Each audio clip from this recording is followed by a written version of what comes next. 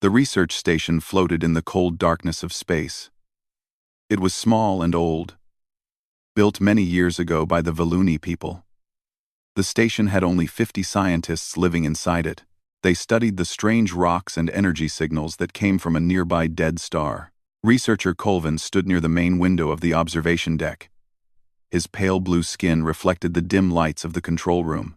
He had 4 arms, like all Voluni, and his large black eyes looked tired. He had been working for 16 hours without rest. "The readings are very strange today," said his assistant, a young female Voluni named Tarlee. She pointed at the screen with one of her thin fingers. "The energy waves are getting stronger." 9. Colvin walked over to look at the data. He was about to respond when the entire station shook violently. The lights flickered. Warning alarms began to scream throughout the corridors. "What was that?" Tarlee asked, her voice filled with fear. Colvin ran to the communication panel and pressed several buttons. The screen showed him the outside view of the station. His heart stopped beating for a moment when he saw what was there. Ships. Large, dark ships with sharp edges and weapons that glowed red. There were at least 20 of them surrounding the small research station. "Draxians," Colvin whispered. The word felt like poison on his tongue. The Draxians were raiders. They traveled across the galaxy, attacking weak targets and taking everything of value. They killed without mercy. They showed no kindness. The Galactic Council had tried to stop them many times, but the Draxians were too fast and too violent. Another blast hit the station. This time, the lights went out completely before the emergency power turned on. Red warning lights now filled every room. "All personnel, report to the central hub immediately," Colvin announced through the station's speaker system. His voice was calm, but inside he was terrified. "We are under attack. This is not a drill." The 50 scientists began to gather in the central hub. They were researchers, not soldiers. Most of them had never seen real violence in their lives. The Voluni were a peaceful species. They valued knowledge and discovery above all things. They had no weapons on the station except for a few small emergency tools. "What do we do?" asked an older scientist named Morkan. His 4 arms were shaking badly. "We cannot fight them. We have nothing." Colvin looked at the frightened faces around him. Children of scientists were crying. Partners were holding each other close. Everyone knew what the Draxians did to their prisoners. Death was often the kindest outcome. "We send a distress signal," Colvin said. "We call for help." "Help from who?" Tarlee asked. "The nearest Galactic Council fleet is 3 days away. The Draxians will break through our shields in less than 2 hours." She was right. Colvin knew she was right, but he had to try something. He could not simply wait for death to come. He moved to the communication station and began to work. His 4 hands moved quickly across the controls. He set the distress signal to broadcast on all frequencies, reaching out in every direction across space. "This is Research Station Voluni 7, he spoke into the microphone. "We are under attack by Draxian raiders. We have 50 civilians on board, including 12 children. We have no weapons. We cannot defend ourselves. Please, if anyone can hear this message, we need immediate help. Our shields will fail soon. Please, anyone, help us." He sent the message. It traveled outward at the speed of light, spreading across the vast emptiness of space. Colvin did not know if anyone would hear it. He did not know if anyone would care. The station shook again as more weapons fire hit the shields. On the screen, Colvin could see the shield strength dropping. 80%. 75%. 70%. "The main shield generator is failing," reported a young technician. "We have maybe 90 minutes before they can board us." 90 minutes. That was all the time they had left to live. Colvin sat down heavily in a chair. He had studied the stars his whole life. He had discovered 3 new types of cosmic radiation. He had written papers that were read across the galaxy. But none of that mattered now. None of his knowledge could save them. "Did anyone respond to the signal?" Morkan asked quietly. Colvin checked the communication panel. There were no responses from the Galactic Council. No responses from any nearby Voluni ships. But then, he noticed something strange. A small light was blinking on the panel. Someone had received the message. He traced the signal back to its source. His large black eyes grew even wider when he saw where the response came from. "What is it?" Tarly asked, seeing his expression. Someone answered. Colven said slowly. "But the signal is coming from the Sol system." The room went completely silent. Every Voluni knew about the Sol system. Every species in the galaxy knew about it. It was the home of the humans. Humans, the Deathworlders. "That cannot be right," Morcon said. "Why would humans respond to our signal? They do not involve themselves in galactic affairs." Colven read the message that had come back. It was short and simple. Just a few words in the human language that translated easily. Message received. Help is coming. Hold on. Hold on. Such simple words. Such impossible hope. Tarly moved closer to read the message herself. "Do you think they are serious? The humans are very far from here. Even with their fast ships, they would need." She stopped talking. She was doing the math in her head. Everyone knew that human ships were different from other species. They were faster. Much faster. Some said it was because humans did not care about safety the way other species did. They pushed their engines beyond all reasonable limits. "They could be here in 4 hours, Colven said quietly. "Maybe less. 4 hours. The shields would fail in 90 minutes. There was still a gap. A terrible gap where the Draxians could board them and do whatever they wanted. But for the first time since the attack began, Colven felt something other than fear. He felt hope. "Everyone listen to me," he announced to the gathered scientists. "We have received a response to our distress call." The reactions were mixed. Some people looked relieved. Others looked even more frightened. The stories about humans were not always good. They were called Deathworlders for a reason. Their planet was a place of extreme conditions. High gravity, dangerous predators, violent weather. The creatures that survived on such a world had to be tough and aggressive. But right now, tough and aggressive was exactly what they needed. "We need to survive until they arrive," Colven continued. "That means we need to slow down the Draxians somehow. Does anyone have any ideas?" The scientists looked at each other. These were brilliant minds. They had spent their lives solving problems. Now, they needed to solve the most important problem of all: survival. Outside the station, the Draxian ships continued their attack.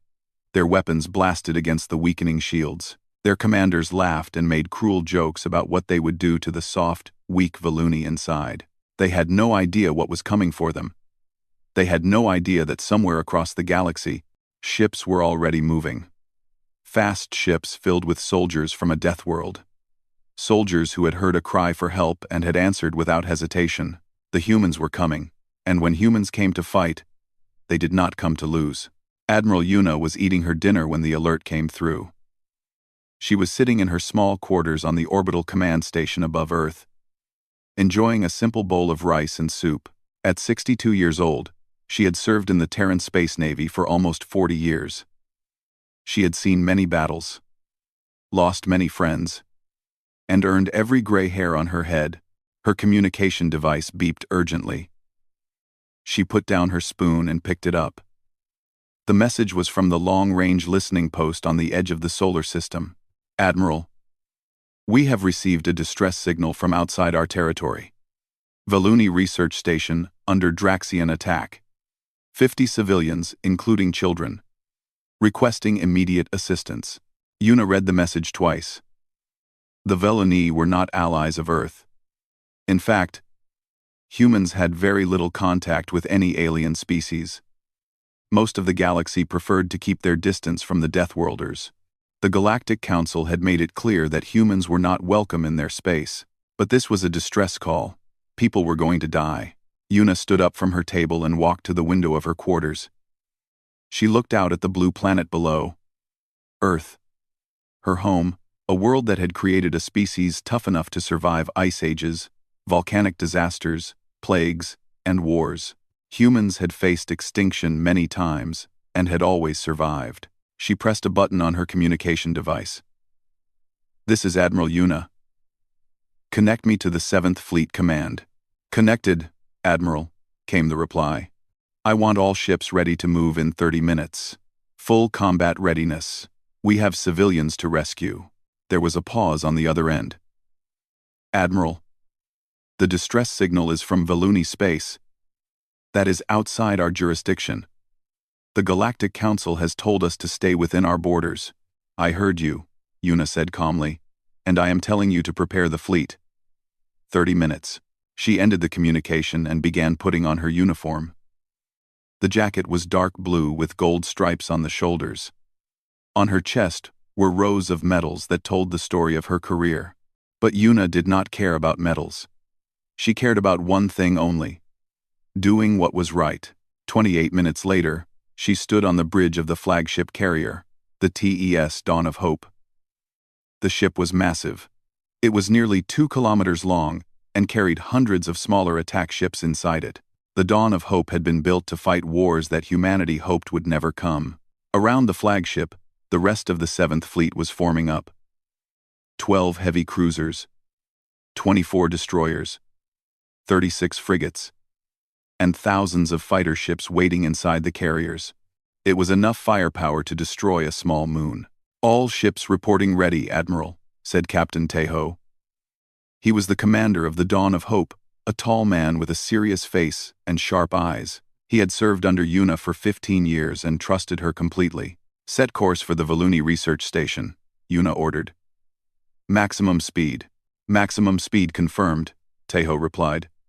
He gave the order to his crew, and the fleet began to move. Human ships were different from the ships of other species.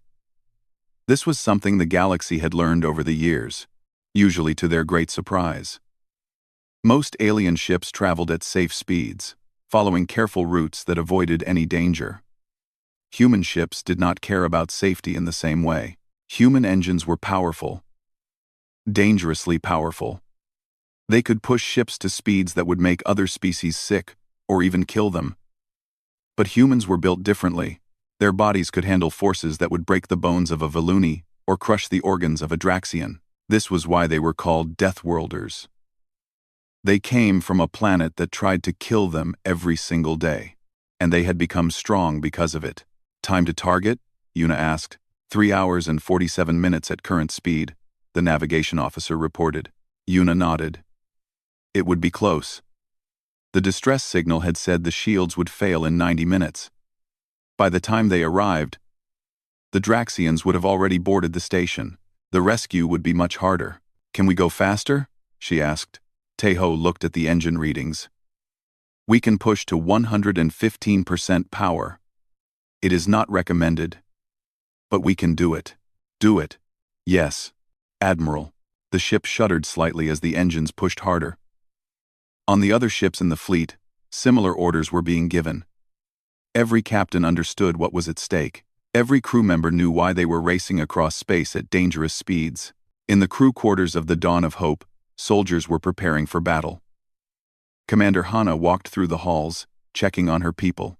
She was in charge of the boarding teams, the soldiers who would go onto the enemy ships or rescue hostages from dangerous places. Hana was 35 years old with short black hair and a scar on her left cheek. She had earned that scar in a training accident 5 years ago. A reminder that even practice could be deadly in her line of work. "Listen up," she said to her soldiers as they gathered in the preparation room. "We are going to rescue civilians from a Draxian boarding party. The Draxians are brutal fighters. They do not take prisoners. They do not show mercy. But neither do we when innocents are in danger." The soldiers nodded. They were checking their weapons and armor. Human combat suits were heavy and strong, designed to protect against both the vacuum of space and enemy fire. Each soldier carried multiple weapons, from energy rifles to simple knives. "The Valuni are a peaceful species," Hana continued. "They have never seen real violence. When we find them, they will be scared. Some might be hurt. We need to be both warriors and protectors today. Can you do that?" "Yes, Commander," the soldiers shouted together. Hana smiled slightly. These were good people. Brave people. They had signed up to protect others, even strangers from distant planets who had never shown kindness to humanity. In another part of the ship, Sergeant Day 1 was leading his own squad through final preparations. At 40 years old, he was one of the most experienced soldiers in the boarding teams. His body was covered in scars from past battles. His eyes were calm and steady. The eyes of someone who had seen death many times and no longer feared it. "Remember your training," he told his squad. "Move fast. Stay together. Protect the civilians at all costs. If a Draxian tries to use a hostage as a shield, you wait for a clean shot. No unnecessary risks." His squad members nodded. They were young, most of them, but they were well trained. The Terran military did not send unprepared soldiers into combat. Back on the bridge, Admiral Yuna received an update. "Admiral, we have intercepted Draxian communications. They know someone is coming. They are trying to board the station faster." Yuna's expression did not change. "How long until they're boarding?" "Approximately 30 minutes. They are cutting through the main airlock now." 30 minutes. The fleet was still over 3 hours away. The math was terrible. "Can we send a smaller force ahead?" Tejo suggested. "Our fastest ships could arrive sooner." Yuna considered this. The fastest ships were the destroyers. They could push their engines even harder than the larger ships. But destroyers alone would be badly outnumbered by the Draxian fleet. "Send Destroyer Group Alpha ahead," she decided. 6 ships. Tell them to engage the Draxians and draw their attention. The main fleet will follow as fast as possible." "Understood, Admiral." 6 destroyers broke away from the main fleet and accelerated even faster. Their engines burned bright against the darkness of space. The crews inside knew they were racing toward a fight where they would be outnumbered more than 3 to 1. None of them hesitated. Commander Jisung led the destroyer group from his ship, the TES Swift Justice. He was young for a commander, only 38, but he had proven himself in several engagements against pirates and raiders over the years.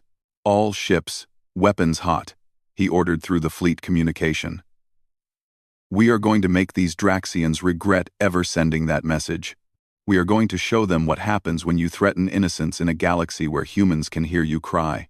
The destroyers flew faster than any alien ship could match. Inside them, human crews worked with perfect coordination. Engineers pushed engines to their limits. Weapons officers prepared missiles and energy cannons. Medical teams stood ready for the wounded that would surely come. Far ahead, the Draxians had no idea what was coming for them. They thought they were attacking a helpless research station. They thought this would be an easy victory. They were very, very wrong. The Deathworlders were coming. And they were coming fast. The shields of the research station finally failed after 83 minutes. Colvin heard the terrible sound of the generators dying, followed by the even more terrible sound of Draxian cutting tools burning through the main airlock. "Everyone stay calm," he said to the frightened civilians gathered in the central hub. His voice was steady, but his 4 hands were shaking. "Stay together. Do not fight them. They want us alive for now. That gives us time." The children were crying. Their parents held them close, whispering soft words of comfort that no one believed. The older scientists stood in front, ready to face whatever came through that door first. The airlock exploded inward. Draxian soldiers poured through the opening, their weapons raised. They were large creatures, nearly 2 meters tall, with dark red skin and sharp teeth. Their eyes glowed yellow in the emergency lighting. Each one carried a weapon that could kill with a single shot. "Nobody move," the lead Draxian shouted. His voice was harsh and cruel. "You are now prisoners of the Draxian Empire. Resist, and you die. Obey, and you might live. Understand?" Colvin stepped forward slowly. "We understand. Please. We have children here. We have no weapons. There is no need for violence." The Draxian leader laughed. It was an ugly sound.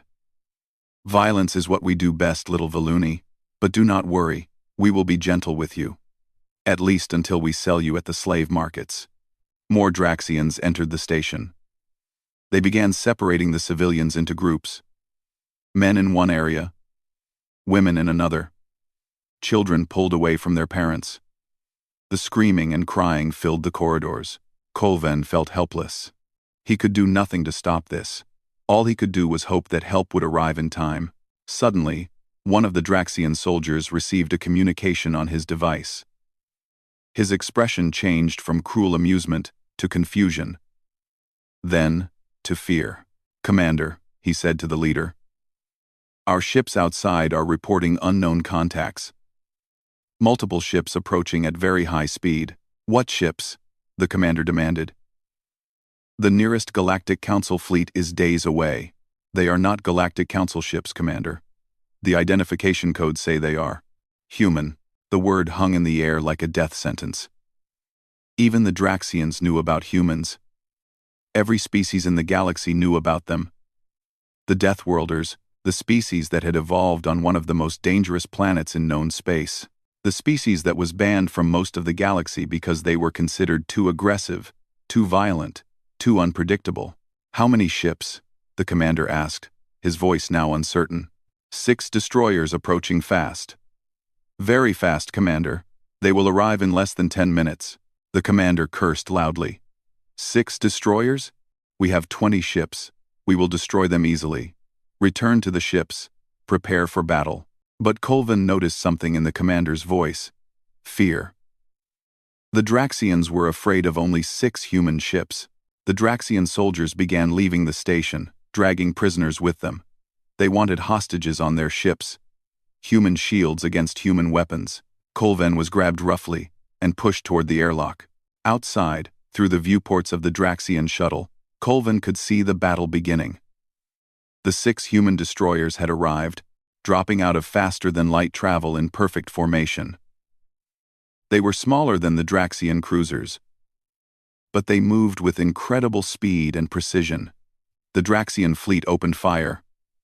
Red energy blasts filled the space around the station. But the human ships were not there anymore. They had already moved, dodging the attacks with movements that seemed impossible. Commander Ji-sung stood on the bridge of the Swift Justice, watching the battle unfold on his screens. His ship twisted and turned, avoiding enemy fire while returning shots with deadly accuracy. "Target their engines first," he ordered calmly. "Disable. Do not destroy. We need them unable to run. But we also need those hostage ships intact." "Yes, Commander." The human destroyers worked together like a single organism. Each ship knew where the others would be. Each captain understood the plan without needing orders. This was the result of years of training and combat experience. A Draxian cruiser exploded as human missiles tore through its hull. Then another. The Draxians were firing wildly now, panicking as they realized these 6 small ships were destroying their much larger fleet. "They are better than us," one of the Draxian captains shouted over the communication channel. "How are they so much better?" The answer was simple. Humans had spent thousands of years fighting each other. War was written into their history. They had developed strategies and tactics that other species could not even imagine. While the Draxians relied on numbers and fear, humans relied on skill and teamwork. On the station, Colvin watched in amazement. The Draxians had stopped moving their prisoners. They were too busy watching the battle outside. Too busy watching their ships die. Then the main human fleet arrived. It was the most beautiful and terrifying thing Colvin had ever seen. Dozens of ships appeared in flashes of light. The massive flagship carrier dominated the center. Surrounded by cruisers and frigates, fighter ships poured out of the carriers like angry insects, hundreds of them filling the space between the fleets. Admiral Yuna's voice came through all communication channels, including the Draxian ones. "This is Admiral Yuna of the Terran Space Navy. You have attacked civilians under our protection. You have taken hostages. You have exactly 1 chance to surrender. Release all prisoners immediately. Power down your weapons, and prepare to be boarded. If you refuse, we will destroy every single one of your ships. You have 30 seconds to decide." The Draxian commander on the station laughed nervously.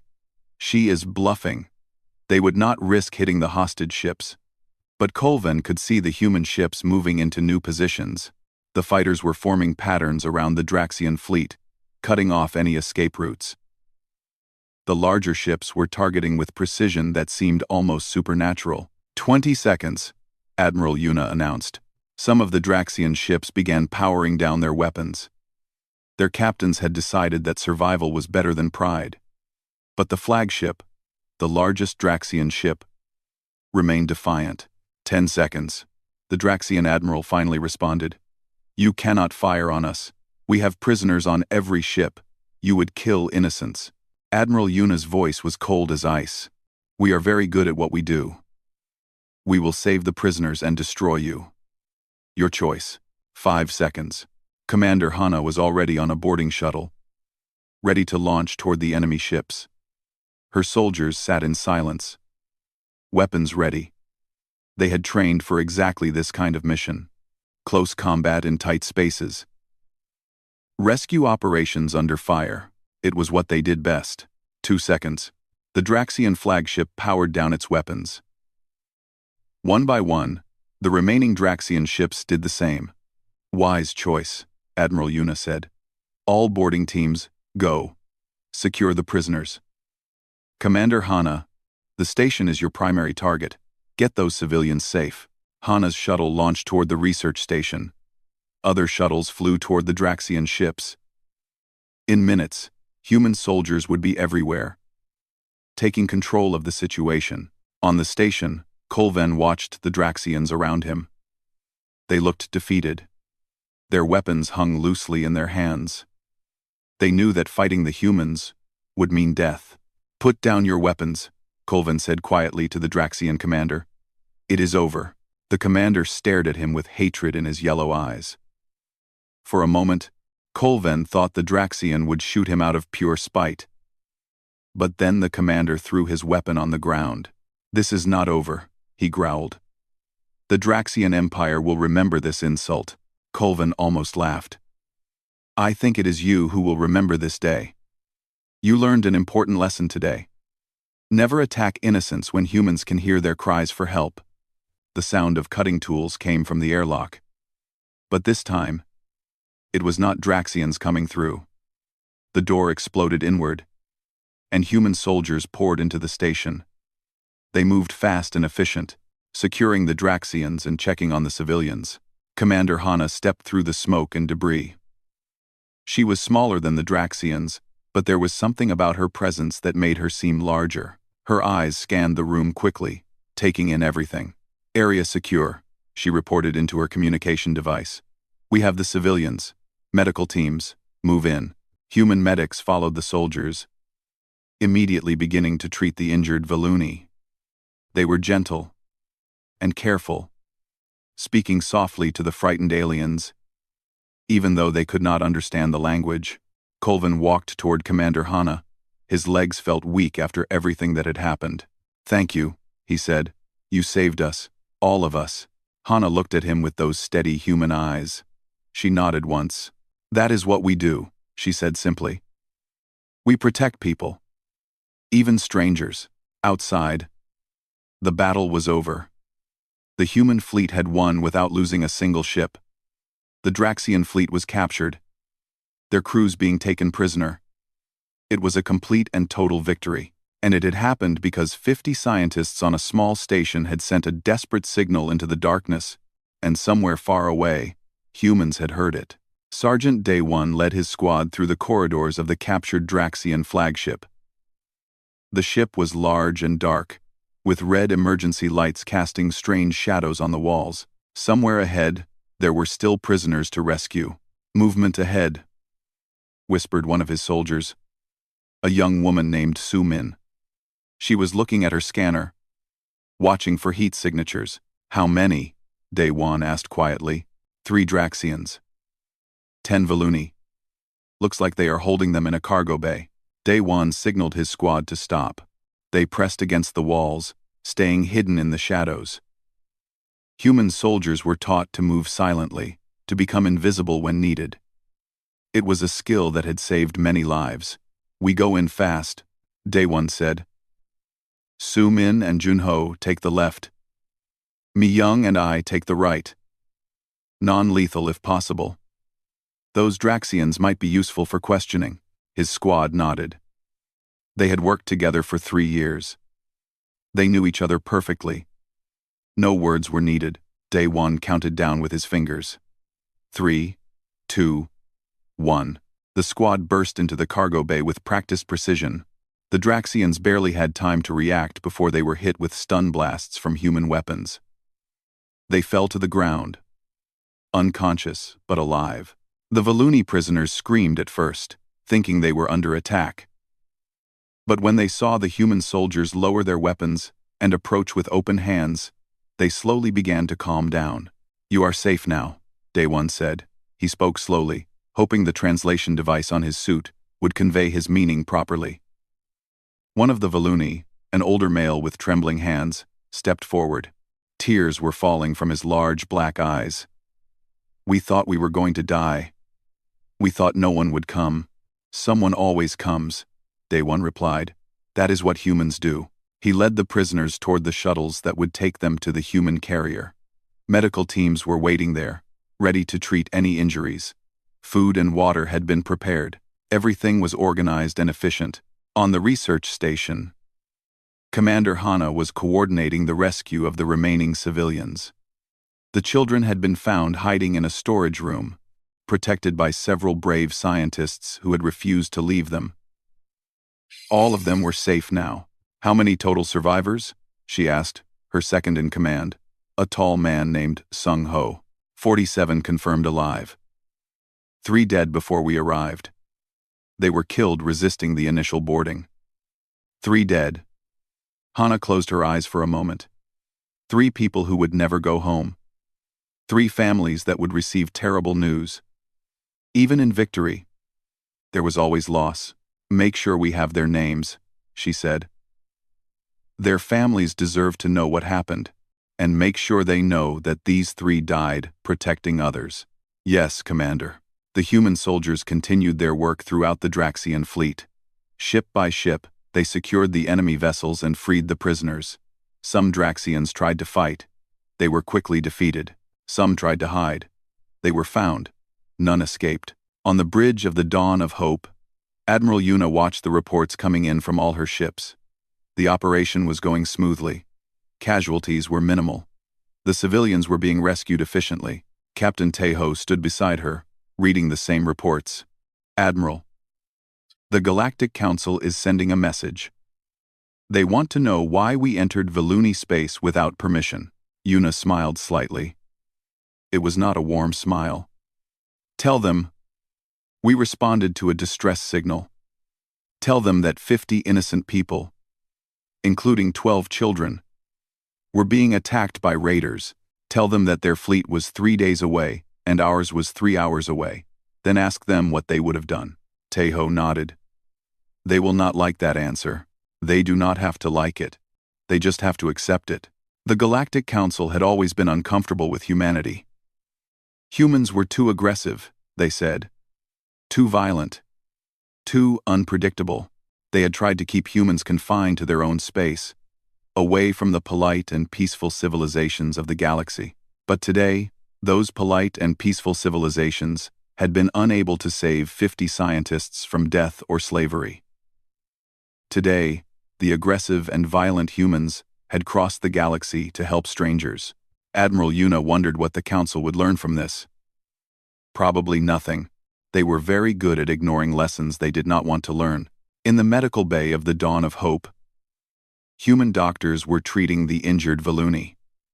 Most injuries were minor. Cuts, bruises, broken bones from rough handling by the Draxians, but the emotional wounds were deeper and would take longer to heal. Dr. Yunji moved from patient to patient, speaking gently and working carefully. She had been a military doctor for 20 years. She had seen many terrible things, but she still cared about every patient as if they were family. A small Voluni child sat on one of the beds, looking around with wide, frightened eyes. She could not find her parents. She did not understand where she was or what was happening.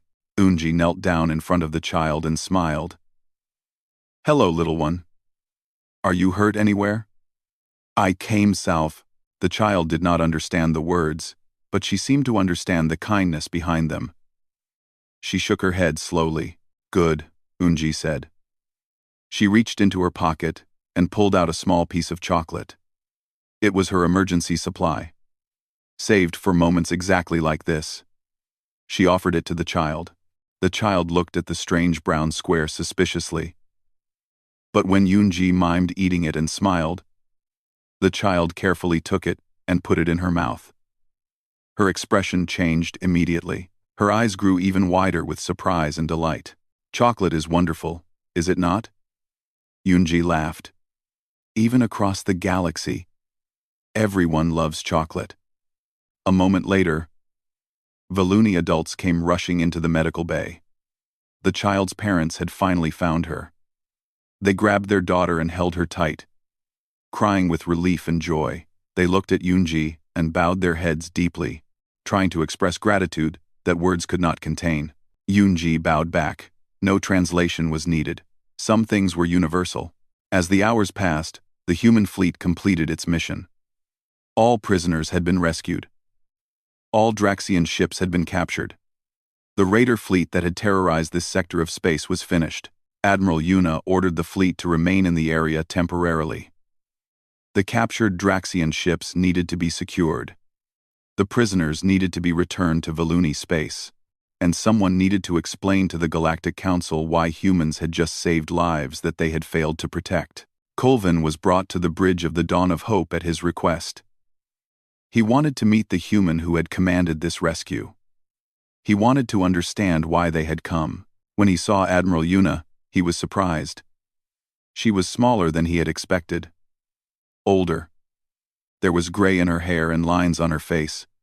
She did not look like the fierce warrior he had imagined, but her eyes were sharp and strong.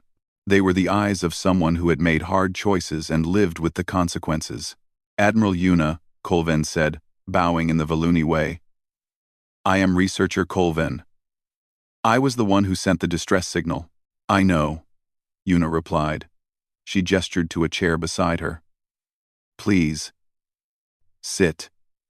You have had a difficult day." Colvin sat down slowly.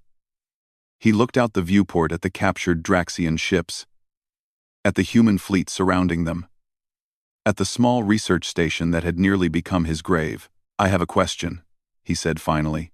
"One that I must ask." "Then ask it. Why did you come?" "The Valuni are not your allies.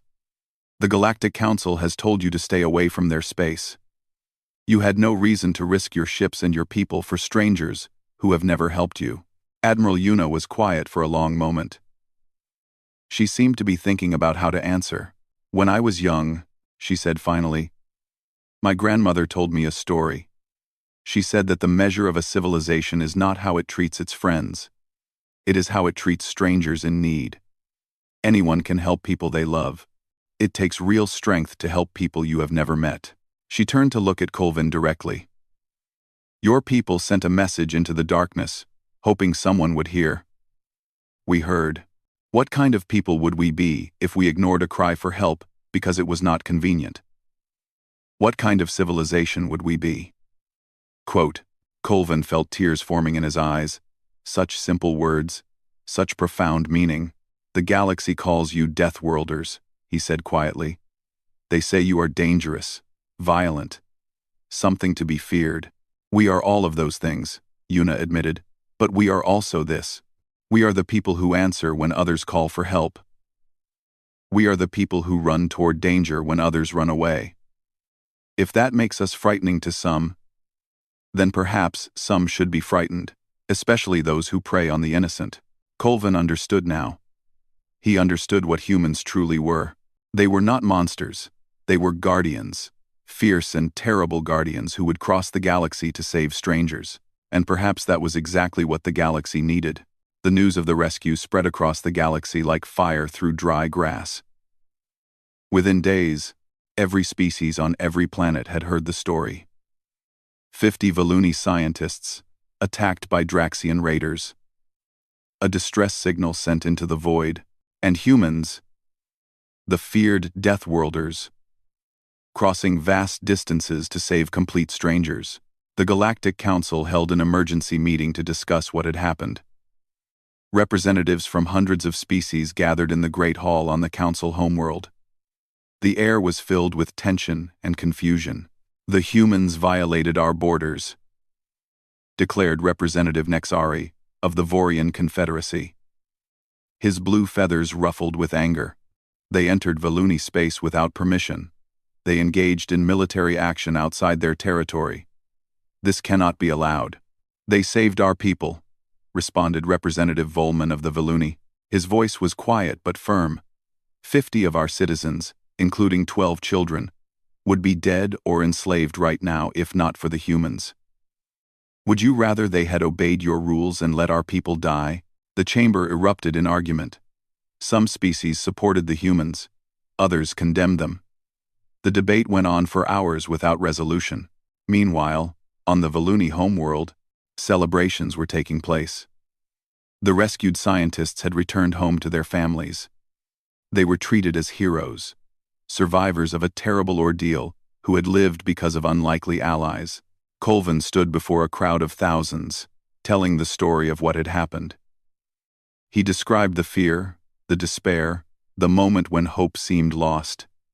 And then, he described the humans. "They came for us," he said, his voice carrying across the silent crowd. "They did not ask what we could give them in return. They did not demand payment or alliance. They simply heard our cry for help and answered it. This is what humans are. Not monsters. Not the violent beasts the galaxy has feared. They are protectors, and I believe we have misjudged them for too long." His words were broadcast across the planet, then across the system, then across the galaxy. People everywhere began to question what they had been told about the Deathworlders. On Earth, Admiral Una was called before the Terran Parliament to explain her actions. Some politicians were angry. She had risked war with the Galactic Council. She had spent military resources helping aliens who had never helped humanity. Una stood before them calmly, her hands clasped behind her back. "I did what any good officer would do," she said. "I protected innocent lives. If that was wrong, then I will accept whatever punishment you decide. But I will not apologize for saving children from slavery." The Parliament debated for days. In the end, they decided not to punish Una. Public opinion would not have allowed it. Humans across Earth had seen the news, had heard the stories of the rescued Valuni. They were proud of what their navy had done, proud of who they were. Captain Tejo was promoted for his excellent command during the mission. Commander Hana received a medal for her leadership of the boarding teams. Sergeant Day 1 and his squad were honored for their bravery in rescuing hostages from dangerous situations. Dr. Unji was thanked by hundreds of Valuni families for her gentle care of their loved ones. But the most important change was not the medals or promotions. It was the shift in how the galaxy saw humanity. 3 months after the rescue, a delegation of Valuni ambassadors arrived on Earth. It was the first official diplomatic visit from any alien species in decades. They came with gifts, with trade proposals, and most importantly, with thanks. Researcher Colven was part of the delegation. He walked through the streets of Seoul, looking up at the tall buildings and the busy people. Everything was so different from his homeworld, yet somehow, it also felt familiar. He was escorted to a meeting with human leaders, where formal discussions would begin. But first, he asked for a favor. He wanted to see Admiral Una one more time. They met in a small garden near the government building. It was spring, and cherry blossoms were falling from the trees like pink snow. Una was out of uniform, wearing simple civilian clothes. She looked different, softer, somehow. "Researcher Colvin," she said with a warm smile, "I am glad to see you well." "Admiral Una," Colvin bowed deeply. "I have traveled across the galaxy to say something to you in person." "What is it?" "Thank you." The words were simple, but they carried the weight of everything that had happened. "Thank you for answering our call. Thank you for saving my people. Thank you for showing us what humans truly are." Una nodded slowly. "You are welcome. But I hope you understand. We did not do it for thanks. We did it because it was right. I know. And that is what makes it so meaningful. They walked together through the garden, two beings from different worlds, united by an event that had changed everything. The galaxy is watching you now, Colvin said after a while. They are seeing humans differently.